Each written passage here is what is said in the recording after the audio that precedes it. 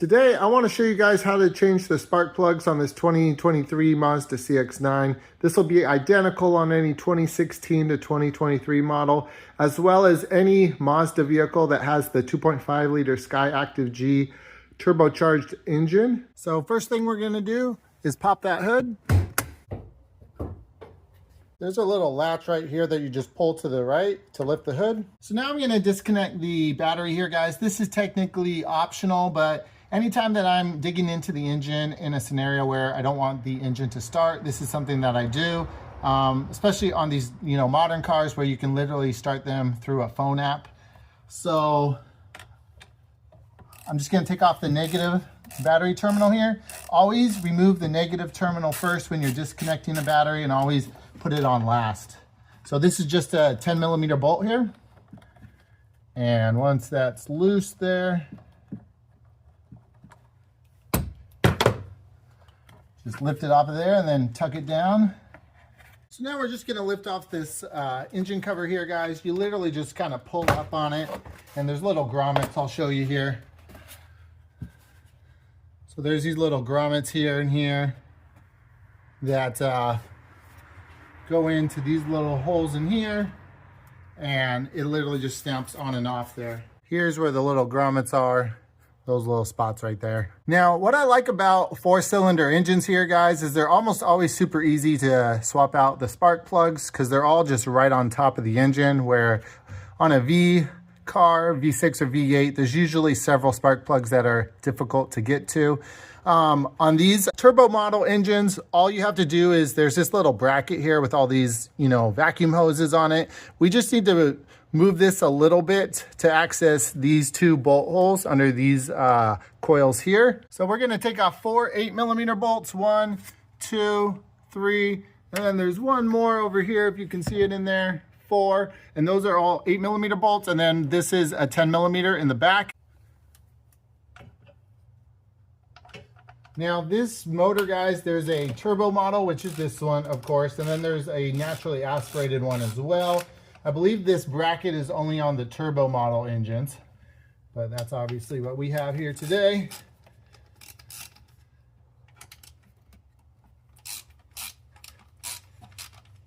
Just loosening them all. This one's a little harder to get to.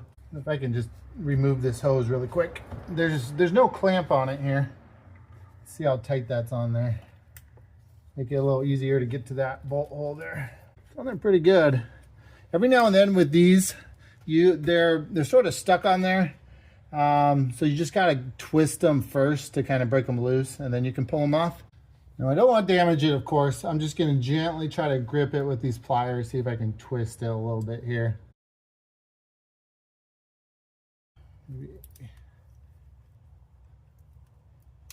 There we go. So this one, see, I kind of broke that tension there, and I think I could probably get this off. I can wiggle this one off, and then allow me to get into this one a little bit easier. This is just a pipe wrench I'm using here because it doesn't grip it all that tight. I'm just going to use a little trim tool here, see if I can get it off there. Won't hurt anything with this.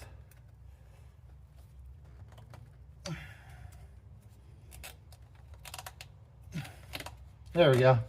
That's doing it. Okay. That one was stubborn.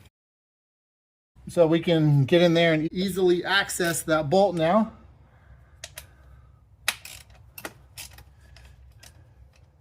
Okay.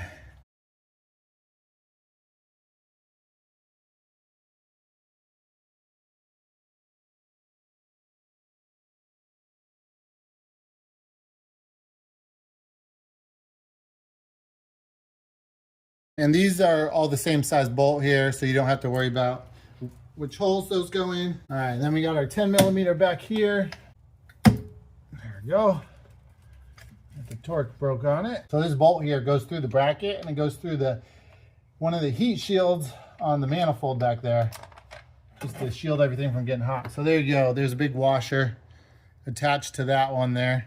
Okay, so now we got some room to kind of lift this, move this around. It's only connected down here still but that's fine. We have plenty of room now to get in there. All right, guys, so these are your 4 ignition coils here, and the spark plugs are directly beneath those down in the spark plug tubes. And there's just little bolts right here that we're gonna take off now. And these are 8mm bolts here, guys.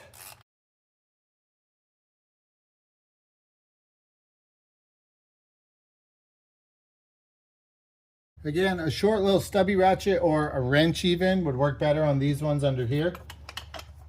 We got just enough room there.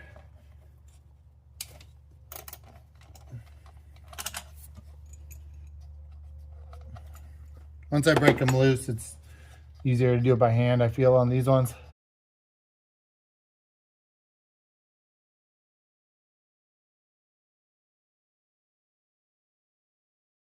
So that's what those bolts look like, nice long bolts there. Okay, so now before we remove these coil packs here, I'm just gonna take the time to suck out any dirt or debris that's in here, so we don't have any of that going down into our cylinders, guys.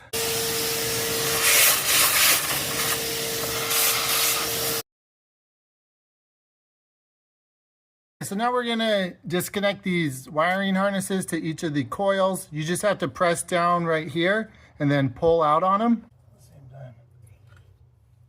There we go. Probably would have been a little easier to do this before removing the bolts, to be honest with you, because you kind of hold the coil in place while you just pull back on the harness.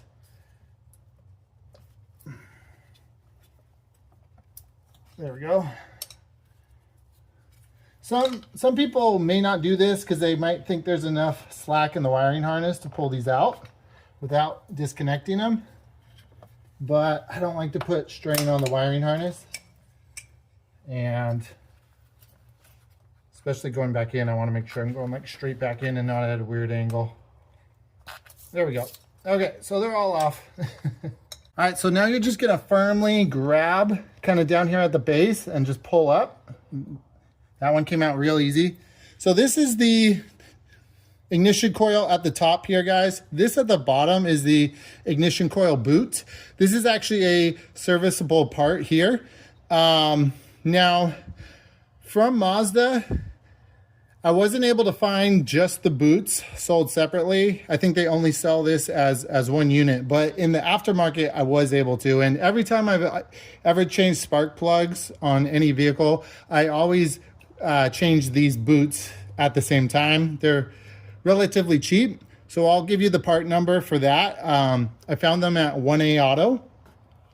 The coils themselves, you know, you don't really have to service these until they go bad. Many of these coils will last the lifetime of the vehicle.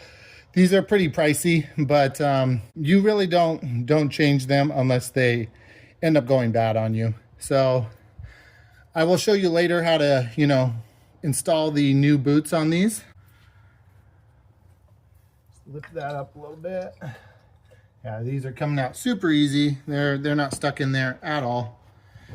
And I'll keep them lined up so I know which one went on which cylinder. It probably doesn't matter too much, but I always like to keep things lined up when I can and put them back in the same place. So that's what it looks like down one of the spark plug tubes, guys. That's the top of your spark plug right there. Once we remove that spark plug, it'll be a straight shot down into the cylinder. You'll actually be able to see the top of your pistons in there. So that's why we wanted to make sure that we're very clean here. And actually something that I do here, guys, is now I'll take compressed air and I'll just kind of blow it in there just to make sure there's nothing in there around the base or threads of that spark plug. So when I remove that spark plug, none of that will fall down into the cylinders. So now I'm just gonna take a little air wand like this, guys, and then blow air down there in the cylinders. Good to keep your mouth closed here on this part.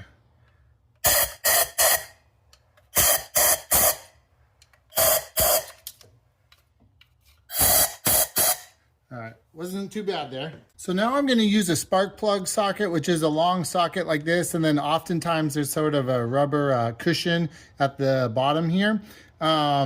I think these take a 14mm socket technically, but this is a 9/16 and that'll work as well. I also have an extension here, and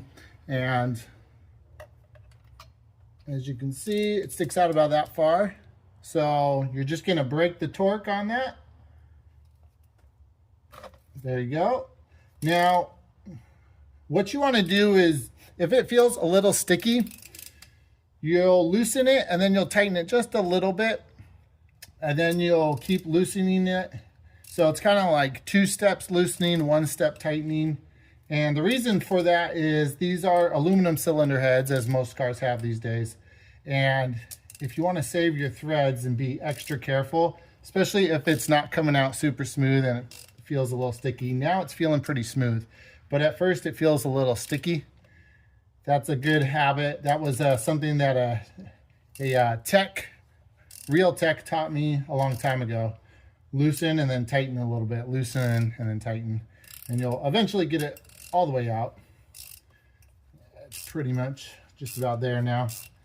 And then this is where a magnet tool comes in real handy. Sometimes it'll come out with the socket, but if not, you just put a magnet tool on the top there and it'll pull it right out of that hole once it's fully unthreaded.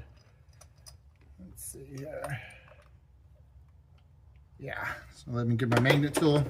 So now you just use a little magnet tool like this, telescoping magnet tool, and that'll pull it right out of there for you, just like that. So let's go ahead and take a look at this. 40,000 miles. Got a few marks down here on the porcelain. Could just be because it's well, honestly, I don't know why that would be like that. But there you go. If you're interested, guys, there are charts that kind of tell you how to read your plug, and it can kind of give you hints to how your engine might be running. We haven't had any issues with this engine so far. So this is after about 41,000 miles right here, guys. Now, these are the spark plugs that I'll be using today, guys. The OEM spark plugs, these ones, so they say Mazda on them, but these are actually made by NGK. The reason why I'm not using the actual factory OEM ones is because most places want to charge you about $30 to $40 per plug, and I didn't feel like $120 to $160 for 4 spark plugs was a valid price. Honestly, guys, that would be more than I've ever spent. These are, you know, made by the same company. I cannot promise you, here, let me go ahead and open one of these up here. I cannot promise you that these are the exact same plug, but they are made by the same company for the same vehicle. Let's take a look side by side here. Both of them are the same, you know, type of metal. So these are iridium plugs. These tips on here are iridium tips, and those are very common nowadays in many cars. I was actually shocked that the mileage interval for these to be changed was 40,000 miles. That's what Mazda recommends, because I've had plugs in other vehicles that were either platinum or iridium that called for 60 to 100,000 mile interval changes. So I was kind of shocked that they wanted them changed at, you know, 40,000 miles, but you know, that's what they wanted, so that's what we're doing. But again, I know there are some people that have used these, you know, plugs and not had any issues with them, and being the same brand, if they're not identical to the Mazda plugs, I'm sure they're very, very close, and I feel, you know, totally comfortable using these. I don't really believe in using super budget plugs, especially on modern engines. There are some more tricky things that they'll do, and especially on a turbocharged motor, you want to make sure that you have the right, you know, heat range plug and all that, have the right gap in there and everything. So that's what I actually want to talk to you about right now, guys, is the spark plug gap. So the space from this tip to the little electrode in there, that's called the spark plug gap. And on these models, it should be 0.030, so 30 thousandths of an inch. And there's a little cheap tool that I have that you can get at, you know, any auto parts store for probably $1. And I'll show you how to use that now to verify the gap. These are pre-gapped plugs.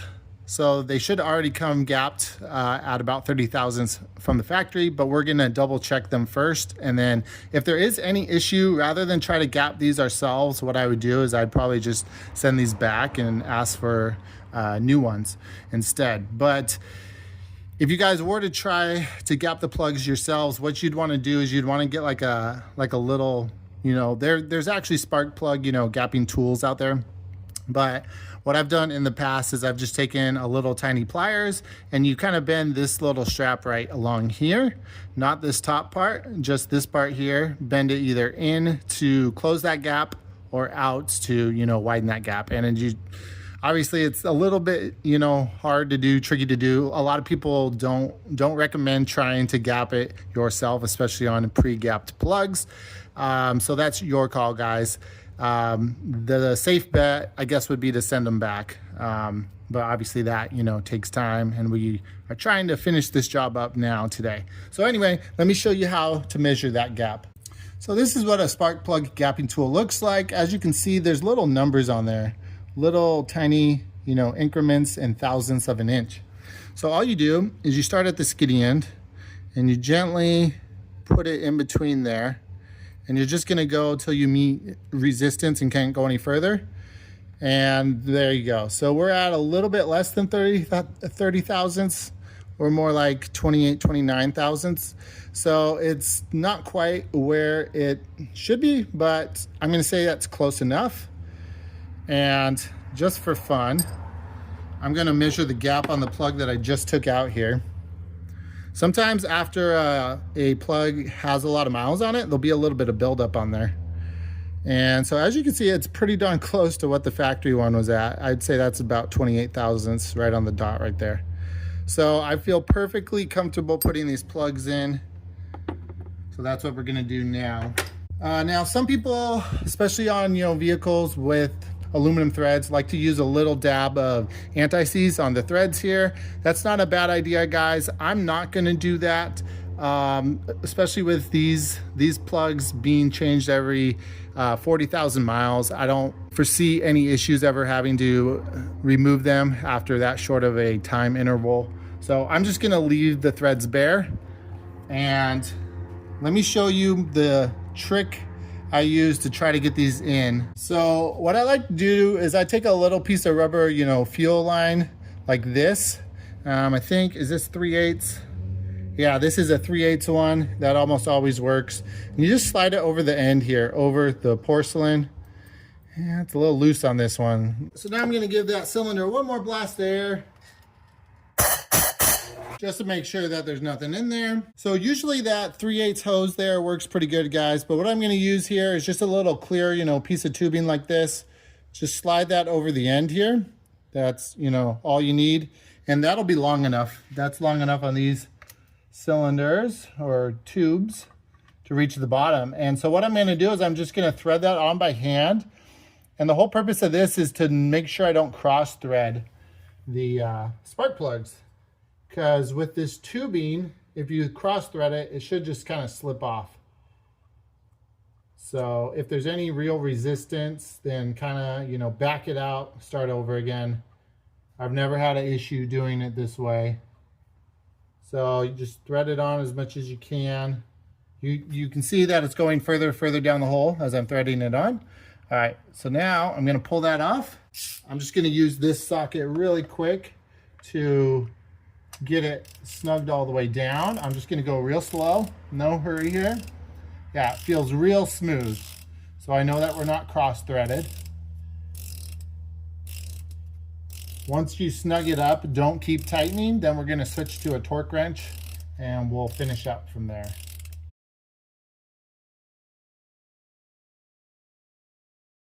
So now we're going to want to torque it down to 14 foot-pounds, or if you're using inch-pounds, that's going to be 168 inch-pounds. And go slow here. It's easy to over-tighten. If you over-tighten, you can damage your heads because they are aluminum. Don't want to do that. That'll cause major headaches down the road. If you under-tighten, it can lead to misfires, so I would definitely try to use a torque wrench here, guys. I do think it's actually fairly important when you're doing spark plugs.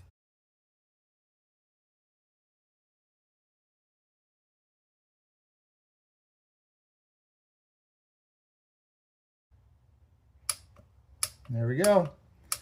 We reached it, guys. Okay, guys, so now I want to show you the ignition coil boots that I'm going to swap out. This is the brand here, TRQ. This was the only brand that I could find that made these. Again, I thought that it was kind of strange that Mazda doesn't seem to sell these separately from the actual coils themselves. But there you go. All right, so here's our old one. Here's our new one. They look pretty darn identical to me, guys. Again, this probably isn't something that's super critical. It's just a good habit I like to do. I think it was $35 for all 4 of these boots. So again, on these ones, there's little marks right there. You can see those little marks on there. You can line those up. There's a little tab on the coil there. You can line that mark up with that tab on the coil there. And then just press it on there.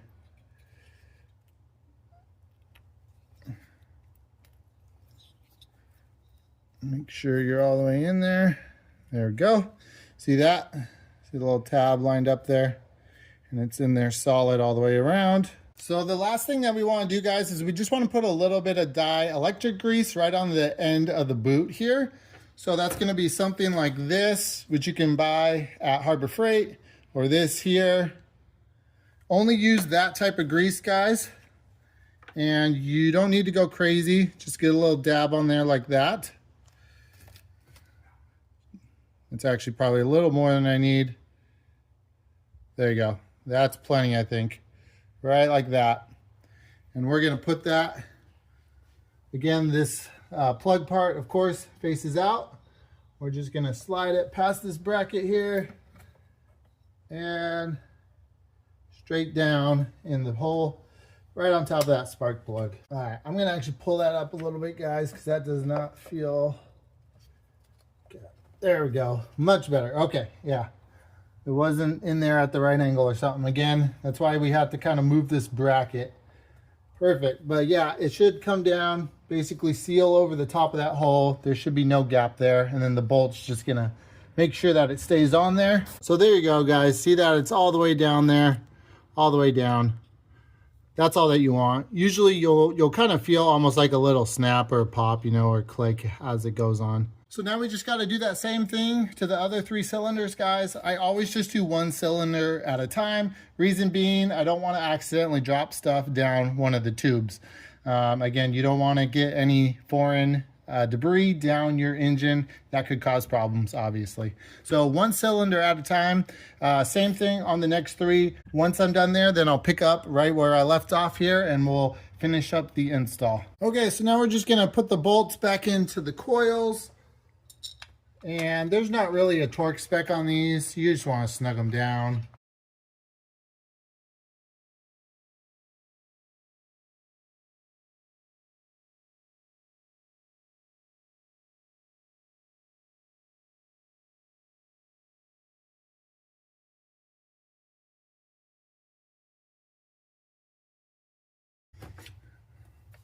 If you're wondering, guys, roughly how long this takes, I would say when you're not filming it like me, probably about 5 minutes per cylinder. Once you have, you know, the cover off and this little bracket loose and these little hoses off, yeah, I'd say about 5 minutes per cylinder. I always try to give myself, you know, extra time when I'm doing jobs, guys, because you never know what sort of little, you know, hiccup that you might run into. Especially if it's your first time doing it. You don't want to be in a rush. I always try to, you know, double check my work and everything. But this really isn't a bad job. Again, on 4-cylinder cars, I actually like changing spark plugs because it is so easy compared to a lot of other V-powered vehicles. And I have no idea what the dealership would charge for a job like this, but it would not shock me if they're charging, you know, $500 or something. I mean, the spark plugs alone from the dealer are going to be, like I said, about $160. So Well worth the time if you ask me. Okay.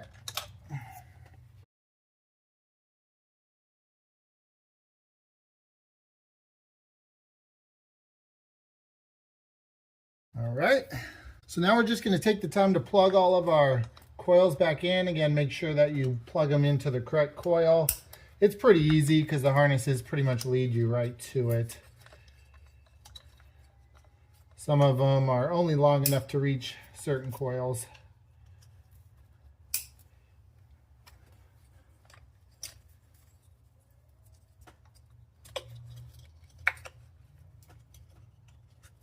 There's a nice satisfying click sound that each one makes. Okay, now I'm going to go ahead and slide these hoses back onto the tubes they go on. Again, no clamps with these. They're just a snug fit. Make sure you press them all the way down though. Okay. And I'm going to start by lining up these holes down here, and then I'll do the one in the back last. Again, these are all 8 millimeters, the 4 that hold on this little bracket.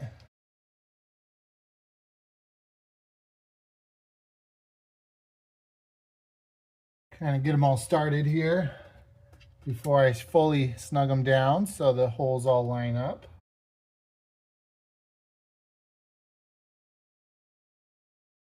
I'm going to pull this hose off one more time. I forgot that it's kind of in the way of that bolt hole there.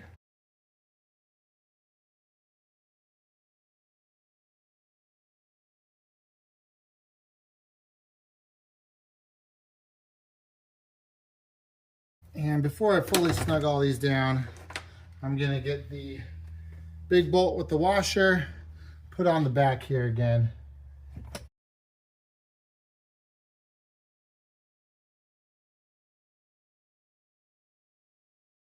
Again, with these ones just holding on a bracket, there might be a torque rating, but on stuff like this, I pretty much just snug it down.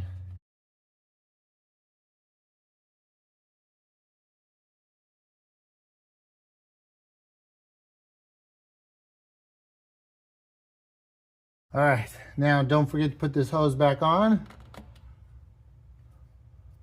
All right, so now we just gotta put on our cover, guys. So again, there's this little grommet right here. There's a tab on the engine, goes in there, and then all these other little tabs go into grommets on the engine. So I'll just kind of line those up. And they pretty much line themselves up. Kind of press down on all 4 corners. You get them there. You're good to go there.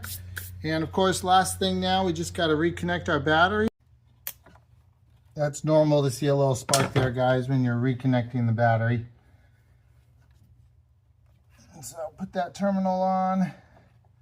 Make sure it's pressed all the way down as far as it'll go on there. Most battery terminals have a little bit of a taper to them. And of course, you're going to take your 10 millimeter and just snug that up. Snug it up pretty good because you don't want this coming loose, obviously. If it comes loose, your car could die while you're driving. Let's see here. I think that's pretty good. Just a little more. All right. I think that's good, guys. Now let's start the car.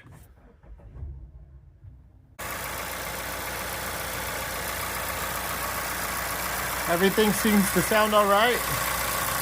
That loud little ticking sound, that's the high pressure fuel pump. That's totally normal. All right, guys, so you should be ready to go for another 40,000 miles. Go ahead and track your gas mileage if you feel like it. Don't expect a huge difference, but it can help a little bit. Hopefully your vehicle keeps on running well for you guys, and hope this helped today. Remember to do it yourself.